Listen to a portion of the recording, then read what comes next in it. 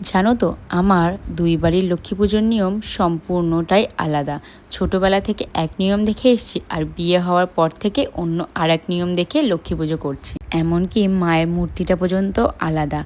আমার বাবার বাড়িতে মায়ের মূর্তি পুজো হতো, আর এখানে মায়ের সরা পুজো হয়। লক্ষ্মী পুজোর নিয়ম যার বাড়িতে যেরকমই হোক না কেন, লক্ষ্মী পুজোর জোগাড় কিন্তু অনেক সময় সাপেক্ষ।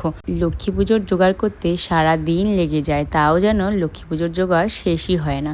সব পুজো দেখবে সকালবেলা হয়ে যায়, কিন্তু লক্ষ্মী পুজো রাতের দিকে হয়, তাও জোগাড় শেষই হতে যায় না। এই যে তিলের নাড়ুগুলো কলা পাতায় মুড়িয়ে রাখলাম, এই নাড়ুগুলো কিন্তু না গুনে রেখেছি, আর এগুলো যদি জোর হয় তাহলে খুব ভালো হয়। আমাদের এই বাড়িতে নিয়ম আছে, অজান্তে যদি সব কিছু জোর হয় তাহলে খুব ভালো হয়।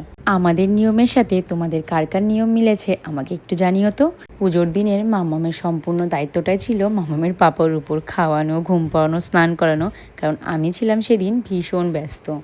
আমার ঘরের মা লক্ষ্মী তো আমার ছোট্ট সোনা মাম্মাম, তো সোনা মাম্মামের পায়ে একটু আলপনা দিয়ে আমি ওর পায়ের ছাপ দেওয়ার চেষ্টা করছিলাম। দেখো কি অবস্থা করেছে মাম্মা। তারপর মামামের পাপা, আমি, মামামের ঠাম্মি সবাই মিলে অঞ্জলি দিয়ে পুজোটা কমপ্লিট করলাম। আর লক্ষ্মী পুজোর দিনটা ভীষণ ভীষণ সুন্দরভাবে কেটেছে। তোমরা কীরকমভাবে লক্ষ্মী পুজোর দিনটা কাটালে আমাকে জানিও। আজকে এখানেই টাটা, তোমাদের সাথে আরও অনেক গল্প হবে অন্য ভিডিওতে।